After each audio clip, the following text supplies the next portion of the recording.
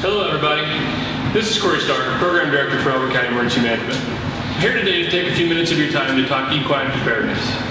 I'm joined by special guests here today from the Douglas and Elbert County Horse Council, who I'd like to take a moment to introduce. Paula, Tina, welcome. Paula, can you tell us a little bit about where you're from? Well, basically I live here in Elizabeth, Colorado, and part of DECAC? Tell us about yes, DECAC. I am. I'm Vice President of Douglas Elbert County Horse Council, and we basically are a council that helps with many horse-related activities, one of which is preparedness, emergency preparedness education, and actually helping out in emergency situations at fairgrounds to take care of horses, do intake, and among other things. Very good. And Tina, welcome. And you're also with DECAC? I am too. I'm a former vice president, former president, and current secretary of DECAC. Been with him since the very beginning, since 92, 202, and have enjoyed being a part of the group and helping out during several fires. Okay. Well, and Tina, Paul, we're here at your barn today. Tell us about your passion here. Well, this is my horse, Hicks Crackerjack. He's a reigning quarter horse extraordinaire. He's 6 years old, Palomino, and we're going to be hitting the trail here later. Well, thank you again for taking your time to come out and talk with us and inviting us in to meet your steed and in your beautiful barn. And Tina, we talked a lot about the 72-hour kits, and you know, we talked a lot about on your personal protection, having enough stuff to get your family out and survive for 3 days. And when we started having this conversation and we talked about our passion for horses, we realized, well, you not only need to consider yourself, but them too. Absolutely. And so you've brought a really great 72-hour kit that I'd like to see if we can just kind of go through and highlight a little bit and tell me a little bit about what you got. Well, the first thing I think that's really important in the 72-hour kit is your book, and it is a list of all your contacts, not only your regular phone numbers at home, but also your cell numbers, friends, relatives, neighbors, whoever you'd like to add to your contact list. Along with that, there should be pictures of your horses and also their certification papers and their Bureau of their brand inspection. Colorado is a brand inspection state, so the only proof of ownership truly is your brand inspection. And I encourage you to have current pictures of your horses, because as horses age, they change. One of my horses was extremely brown as a youth and now is totally gray. So you should have this on each one of your horses. Along with this, you should also have your emergency vets listed and any medication that the horses may be on and their normal feeding that they would be on. So that would be the first thing you put together is your horses. Tina, let me ask you one more thing about that, because there's been some conversation about IDing besides pictures. Is there other alternatives that you can do? There's other alternatives. If you're in evacuation, there's several ways that you can do it. Some folks will put masking tape on their horses' halters and write the name and phone number of their name and phone number on the masking tape and put it on their halter. Very often you're in a rush. If you have a light-colored horse or a dark-colored horse, you could just have in your emergency kit some shoe polish and write on the horse's butt the phone number and your name, so that if in the event there's a horse gets separated from the group that's been evacuated, they know who to contact. So this is, for example, black, but if you have dark horses, you might want to have white also. Those are probably the quickest ways to ID your horses, especially having it right on the horse, because it can't come off like a halter may be taken off in a stall. And if the horse gets loose, then of course you still don't know whose horse it is. That's a great point. So, that's a great point. Well, keep us moving down here on your... Going right along, some things that are really important to have in your evacuation kit, first of all, is a really good first aid book. And it tells you not only how to prepare fix the injuries of your animal, but it also tells you signs, for example, of colic and all this stuff. Very often when a horse is evacuated in a rush moment, they get very excited, and sometimes colic is a offshoot of that excitement. So it's a good idea to have a good healthcare book. This one is put out by Equine, the magazine, if you're familiar with them, and is available at most bookstores. Also, speaking of the colic, again, when you evacuate your horse, you need something to prepare in case of colic. So I suggest that in your supply kit, your first aid kit, you have not only a turkey baster so that you put water into the horse's mouth along with mineral oil to help move their system to prevent further problems. But also you can have a big syringe available to put medication in and shoot into the horse's mouth. Along with other things in the first aid kit, you might want to have a humane switch.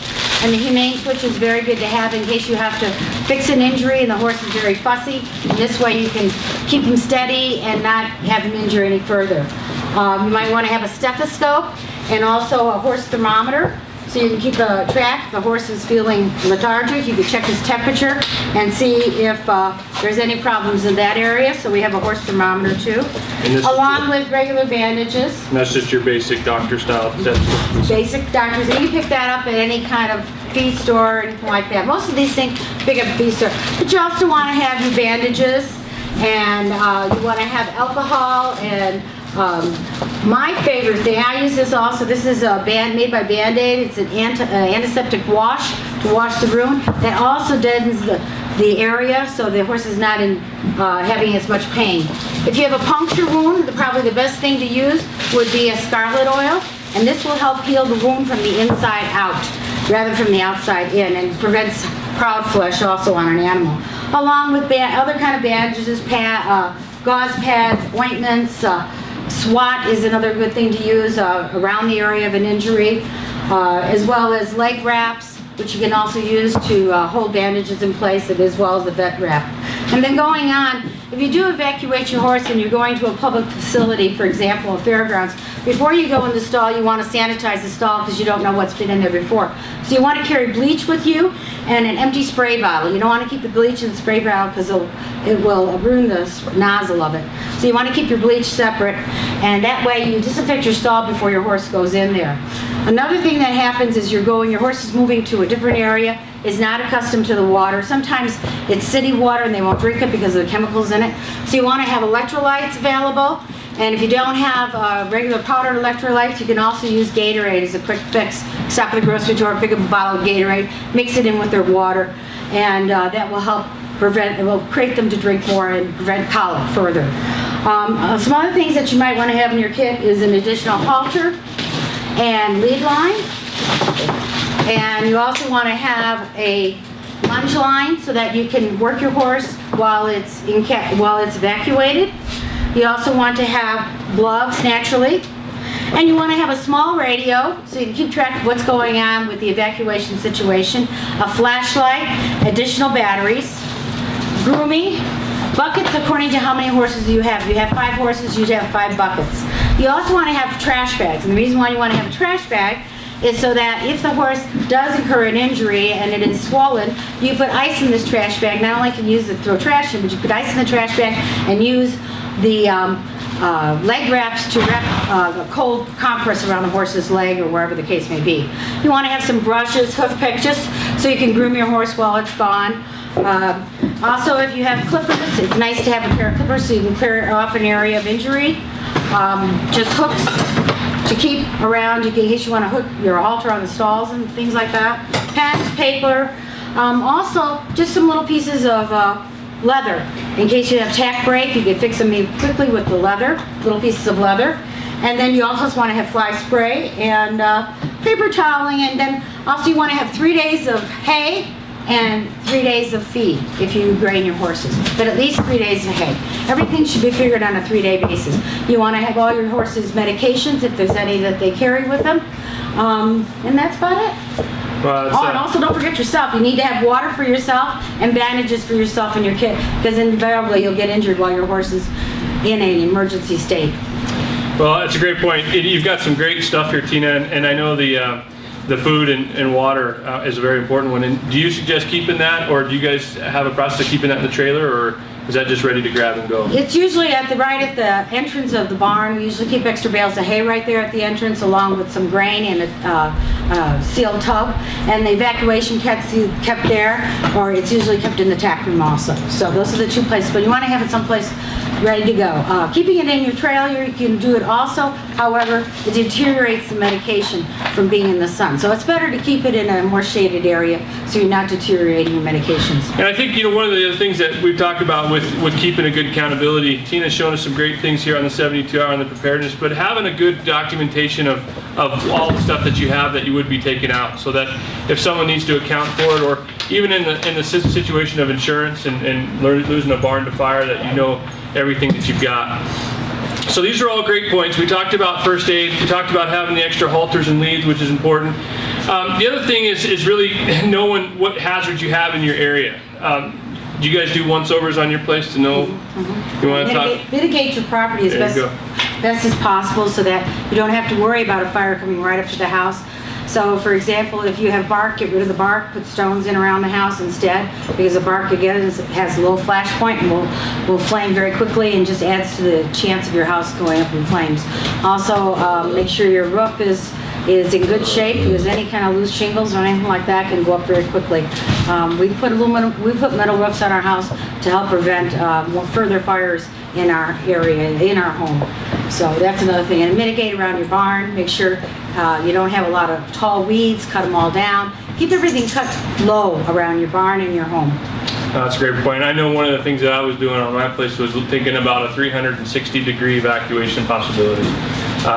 And inside that 360 degrees, you know, are there hazards that, you know, might keep you from going one way if that was the only way, like a barn implement or a tractor implement, or, you know, some kind of, you know, slash pile or something. Make sure that everything's clear, so that if you got to start walking your horses out, you know, they're not going to get hurt and hurt you in the process. Yeah. So these are all great things and great processes. And I think the other key point then, wrapping us as we move towards closure, is developing that plan. You know, have a solid plan now in place, so that if you get the call to evacuate, or that there's an emergency, you know what to do. Check your local news sources, and then also, you know, follow your local public information outlets. Many of you know, who've been watching and following emergency management, we're updating you regularly on the social media sites, on Facebook and Twitter under Elbert County OEM. This is a place where you can get accurate and timely information that's official. The links have been provided to you on the Elbert County website. You don't have to have social media access to view them. Simply click the links and find us, and you can view the information. Additionally, in Elbert County, we use Code Red, which is a reverse notification system and weather warning system. If you're not out there and signed up on the Code Red system, we encourage you right now to go to the county website and get signed up. It's a free service. It allows us to send those critical and important messages to you on your telephone, on your cell phone, on your email, all in an effort to make sure that you've got all the tools necessary to be able to protect your lives, your loved ones, your friends, family, and of course, in this situation, our loves of horse. So these are all things that we want you to really take consideration in when we look at evacuation and equine disaster emergencies. So Paula, Tina, this has been great. This has been a wealth of information, and I can tell you that I've already seen some things that I'm lacking in my barn, and I'm going to go get set up. So thank you for that. Do you have any final comments that you'd like to? Just to say, if you are given a pre-evacuation notice from your county or for your local area, take advantage of that. If you have large animals, move them out ahead of time. From Elbert County Emergency Management, we are working on comprehensive planning on a regular basis, and if you have questions about our local emergency management program, please do not hesitate to contact my office. My information will be streaming here at the end of this video. We are working and passionate about ensuring that we can all thrive in our community. So with that, I think we're going to go ahead and say good day. And I see Sal, you ready to go for a ride? Sure. Okay. Have a good day, everybody.